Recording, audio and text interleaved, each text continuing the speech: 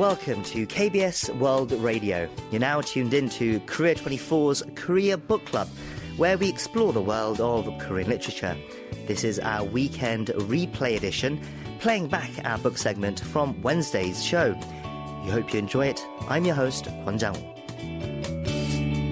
Joining us now this week, we have in the studio with us our literary critic, Barry Welsh. Barry, hello. It's great to see you again. Yes, hello. It's great to be here. Okay, so what are you introducing to our listeners today? So this week I am delighted to introduce the poet Kim So-yeon and her poetry collection Catalyzing Night. The Korean title is 촉진하는, and Kim is an eminent figure in contemporary Korean poetry, known for exploring silence, time, and the human condition through her evocative and highly reflective verses. And the summer edition of the Korean Literature Now magazine features a selection of 10 of her poems from this 2023 collection, Catalyzing Night, including the title poem. And there's also an interview with Kim and an essay about her work and career. And the translations of all these things are by Anton Her. Okay, wow, that sounds great. Available in the latest edition of the Korean Literature Now magazine, as well, a magazine that we do often feature here on this segment, and it's available for free online as well, I believe. So, Kim So-yeon, she seems to be a significant voice in Korean poetry. Can you tell us some more about her, her background and her work? Right, of course. So Kim is a very celebrated contemporary poet here in South Korea, and her works have made a significant contribution to modern Korean literature and poetry. She's published 4 poetry collections so far, including Reach the Extreme and today's collection Catalyzing Night, and has also published 2 essay collections, a children's book, and even a picture book as well. So quite a varied body of work at this point. And across her career, Kim has received several prestigious awards, such as the Nojak Literary Award and the Hyundai Literary Award. So really confirming her impact on the literary scene here. And her poetry often explores the slow or contemplative facets of life. And this is a sort of deliberate attempt to set herself apart from the rapid pace of contemporary communication. And it's often said, or in the interview in the magazine, she talks about a pivotal moment in her life being during the June uprising of 1987, and that her response to this was she became inspired to pursue poetry as a means of escaping the tumultuous political landscape in the country at the time. And her poetry collections often reflect societal issues or crises, as well as personal introspections, often marked by a desire for a better life, a better future. And she has quite a unique voice, I think, in Korean poetry, and she's dedicated to exploring the margins of communication, and these different strands in her poetry have sort of cemented her place as a significant figure in Korean poetry in general. And I think these 10 poems are an excellent introduction to her work for English readers. Well, that sounds great. Can you tell us more about the poems? What makes Catalyzing Night stand out, and how does it reflect her overall poetic vision?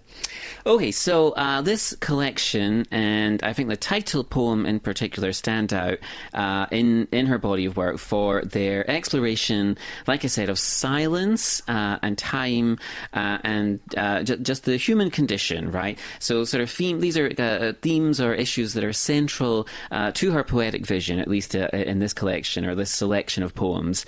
And I think what we see in these poems, especially the title poem, is this aesthetic of what she talks about as the trust in silence. And she describes this as being where silence represents a form of resistance against the rapid and often superficial nature of much of contemporary communication. And she talks about this in the interview in the magazine. And these poems are characterized by a slow and contemplative pace that I think invites readers to engage deeply with each line or each turn of phrase. And we can see in these sort of slow contemplative poems her belief that poetry should explore the remote margins of communication as opposed to the more fertile lands of mainstream discourse. Right. And in that title poem, we see this very deliberate and reflective style where she's trying to capture some of the nuances of human emotions and experiences. And we can see this in the vivid imagery and the repetition of certain expressions to convey themes of care or time and the often intimate, unspoken things that people exchange between each other. So let me just read a couple of short sentences from the poem Catalyzing Night. Your boiling body I wipe with wet towels, just as you've taught me, and stay up all night. And, very simple but very effective. And I think this poem, like many in the selection, they illustrate this focus on the temporal layers of past, present and future. And we can see she's sort of trying to create a tapestry of reflections that will resonate with her readers.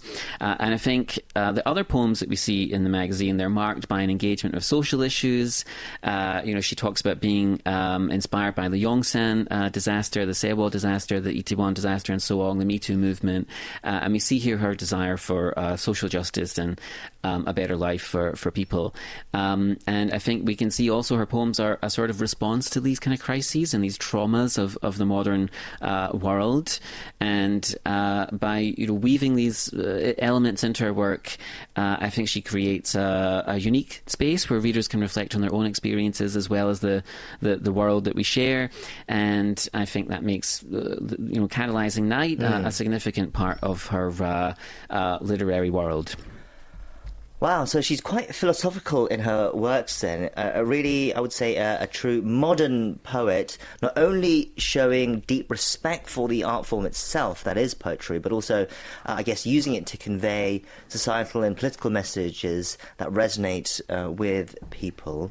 You mentioned the title poem, Catalyzing Night, but are there any other poems or excerpts from the collection that are featured in the magazine that perhaps encapsulates her style and themes as well?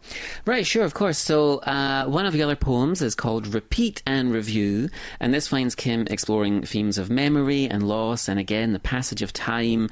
And she's looking at these things through a lens of both personal and collective experiences. And the poem begins with the speaker gazing at an ancient tree to remember someone, and she's sort of highlighting the role of nature in evoking memories and emotions. And this poem, we see this as an act of remembering as a type of love, and this is suggested in lines like loving her more that way, which indicate that memories intensify the feelings of affection. The poem overall reflects on the repetitive nature of life and the perseverance that's required to continue amidst the difficulties. The woman in the poem is questioned about her persistence, and she provides this sort of well-prepared answer in a way, symbolizing her determination. Again, we have very vivid imagery and metaphors which Kim uses to delve into themes of regret and shame and the inevitable approach of death. We have, again, sort of very moving imagery of vines and weeds and plastic bags, and Kim uses these in different ways as well, which is very engaging. And overall, this poem, as well as the other poems here, they really encapsulate Kim's poetic vision of exploring, complex human emotions through this, reflective and evocative imagery, and focusing on themes like memory, resilience, and, again, time. Our listeners can find it on the latest summer edition of the Korean Literature Now magazine, 10 poems by Kim So-yeon from her Catalyzing Night poetry collection, translated by Anton He. Well, that's it for another edition of Korea Book Club. Barry, thank you for another recommendation, and we'll see you again soon. Okay, take care.